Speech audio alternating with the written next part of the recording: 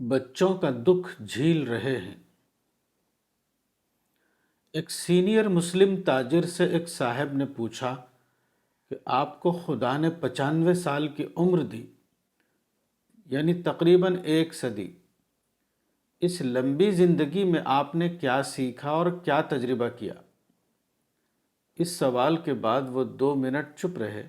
اس کے بعد انہوں نے نہایت سنجیدہ انداز میں کہا، کوئی تجربہ نہیں، بس پیدا ہوئے، بڑے ہوئے تو بزنس میں لگ گئے، شادی کی اور بچے پیدا کیے، بچوں کو سیٹل کیا، اب آخر عمر میں بچوں کا دکھ جھیل رہے ہیں اور موت کا انتظار کر رہے ہیں۔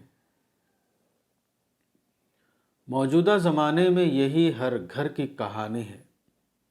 موجودہ زمانے میں تقریباً ہر ماں باپ کا یہ حال ہے کہ وہ اپنے بچوں کو اپنی تمام محبتوں کا مرکز بناتے ہیں۔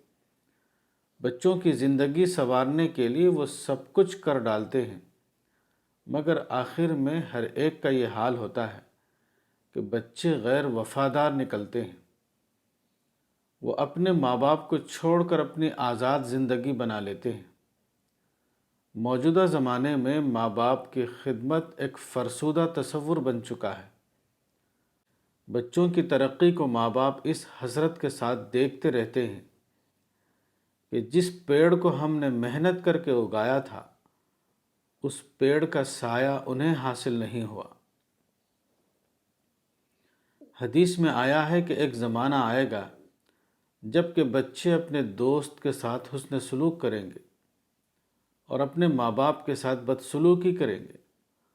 بر صدیقہ و جفا اباہ، سنن الترمذی، حدیث نمبر 2210۔ یہ حدیث رسول موجودہ زمانے پر پوری طرح صادق آتی ہے۔ آج ساری دنیا میں عمومی طور پر ایسا ہی ہو رہا ہے۔ اس واقعے کا سب سے زیادہ برا حصہ ان لوگوں کو مل رہا ہے جو ساری زندگی بچوں کو خوش کرنے میں لگے رہتے ہیں، اور آخر میں ان کے حصے میں غم کے سوا اور کچھ نہیں آتا۔ مزید یہ کہ ایسے ماں باپ اس حدیث کا مصداق ہیں جس میں کہا گیا ہے کہ سب سے زیادہ گھاٹے میں وہ شخص ہے جو دوسروں کی دنیا بنانے کے لیے اپنی آخرت کو کھو دے۔